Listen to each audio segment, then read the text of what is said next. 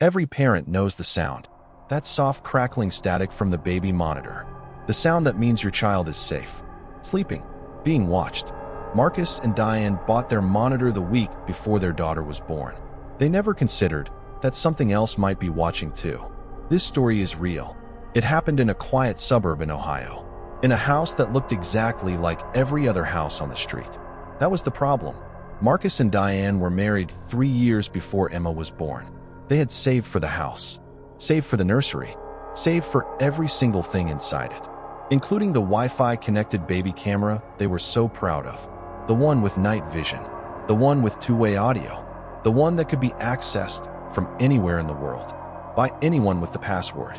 They never changed the default password. Most people don't. Hackers know this. And one hacker in particular had already found them. Emma was 4 months old when it started. Diane woke up at 3 a.m.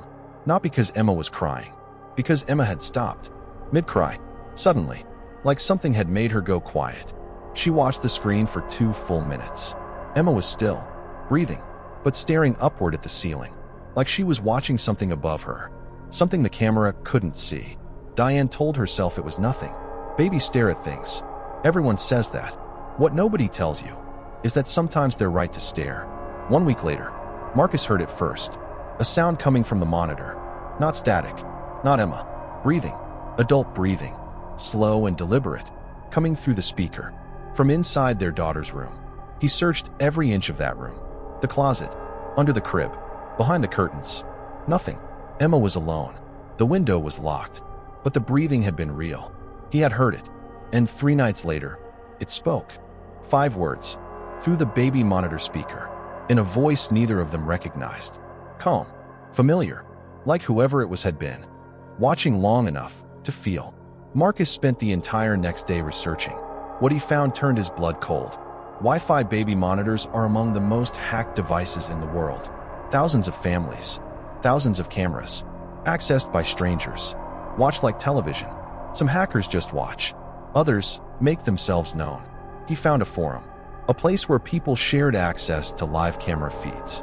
Nurseries, bedrooms, living rooms, all from families who had never changed their passwords. He searched the list. His address was there, had been there for 4 months. Since the week they brought Emma home, 2,400 times. Strangers had looked into their daughter's room, while she slept, while Diane nursed her, while Marcus sang her to sleep. All of it. Watched, saved, shared. The police traced the account that had spoken through the monitor. It took 11 days. What they found was not what anyone expected. It wasn't a predator from another state. It wasn't a hacker in a foreign country.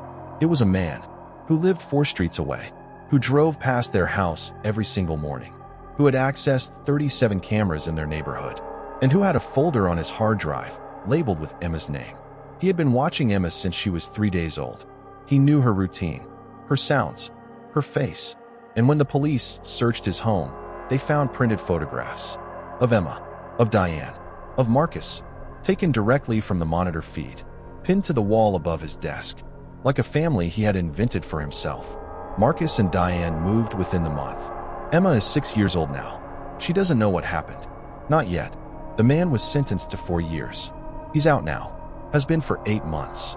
His current address is unknown. If you have a Wi-Fi camera in your home right now, go change the password. Check who has access. Check the login history. Because the most frightening thing about this story isn't the man who watched them. It's how long he watched before they ever knew. You've been watching, just like he did. The difference is you chose to be here. Subscribe. Turn off your lights. Episode 3 is coming, and it starts inside your phone.